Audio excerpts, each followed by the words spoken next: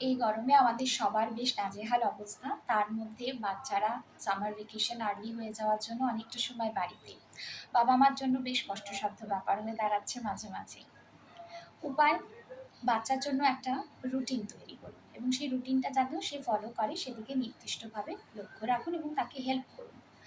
দিনের প্রত্যেক দিন একটা নির্দিষ্ট সময়ে স্নান করতে যাওয়া, ঘুম থেকে ওঠা, খাওয়া-দাওয়া করা এবং পড়াশুনো যেন নির্দিষ্ট সময়ে সে শেষ করে।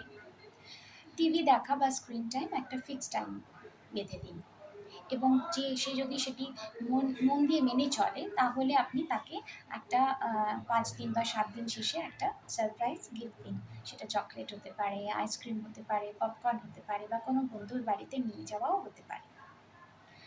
বাড়ির ছোট, ছোট কাজে তাকে দায়িত্ব দিন। যেমন গাছে জল দেওয়া, বিছানা তোলা, নিজের পড়ার টেবিল পরিষ্কার রাখা, জামাকাপড় গোছানো, জলের বোতল ভর্তি করা, বাড়িতে ঠাকুমা দিদা থাকলে, দাদু থাকলে তাদের ওষুধপত্রের দিকে নজর রাখা। এই সমস্ত কাজগুলো করতে গিয়ে তার মধ্যে কিন্তু একটা দায়িত্ববোধও তৈরি হয়ে যাবে।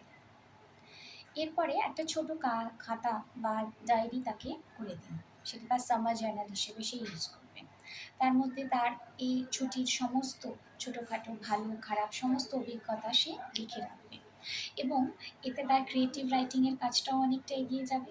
স্কুল খুললে বন্ধুদের সাথে শেয়ার করতে পারে, টিচারের সাথে শেয়ার করতে পারে এবং প্রত্যেকদিন আপনার সাথেও সে শেয়ার করতে পারে। তাহলে আপনি জানবেন যে কোন জিনিসটা তার খারাপ লাগছে, ভালো লাগছে যদি সে বলে উঠতে নাও পারে। বিকেল বা সন্ধ্যের দিকে যদি সম্ভব হয়, যদি ওয়েদার পারমিট করে, তাহলে একটা ছোট্ট ইভিনিং ওয়াক যান বা একটু পার্কে নিয়ে যান বা কোনো কোনো সময় একটা ভালো কোনো বাচ্চাদের মুভি দেখাতে নিয়ে যেতে পারেন, নাটক দেখাতে নিয়ে যেতে পারেন, কোনো সাংস্কৃতিক অনুষ্ঠানেও নিয়ে যেতে পারেন, যদি সব ওয়েদার ঠিক থাকে।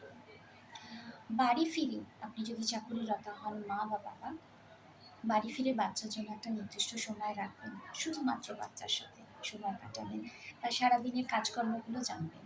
তাতে তার একটা আলাদা ধরনের ক্লোজনেস তৈরি হবে এবং সে মনে করবে না যে এতটা সময় মা বাবা বাড়িতে ছিল না, আমার কথা মনেই রাখেনি। তার সবসময় মনে হবে বাড়ির বাইরে গিয়েও বাবা মা আমার সবসময় লক্ষ্য রাখছে। এই বড় ছুটিটাতে যদি সম্ভব হয় তাকে কোনো একটা নতুন হবি তৈরি করতে বলুন বা নতুন কোনো কিছু তাকে যদি শিখতে চায় সে, সেটার মধ্যে তাকে ভর্তি করে দিন। যেমন সেটা রিসাইটেশন হতে পারে, ক্লে মডেলিং হতে পারে, অরিগামি যেটা বানানো পেপার দিয়ে করা, অথবা মেডিটেশন, যোগা, এগুলোর মধ্যেও আপনি ওনাকে বাচ্চাকে এনরোল করতে পারেন। এই ছোট, ছোট জিনিসগুলো মোটামুটি যদি ফলো করে চলতে পারেন, তাহলে গরমের ছুটি দেখবেন হাওয়া হয়ে গেছে। ভালো থাকবেন, সবাই মিলে সুস্থ থাকবেন। আবার দেখা হবে কিছু না কিছু টিপস আর গল্পের সঙ্গে।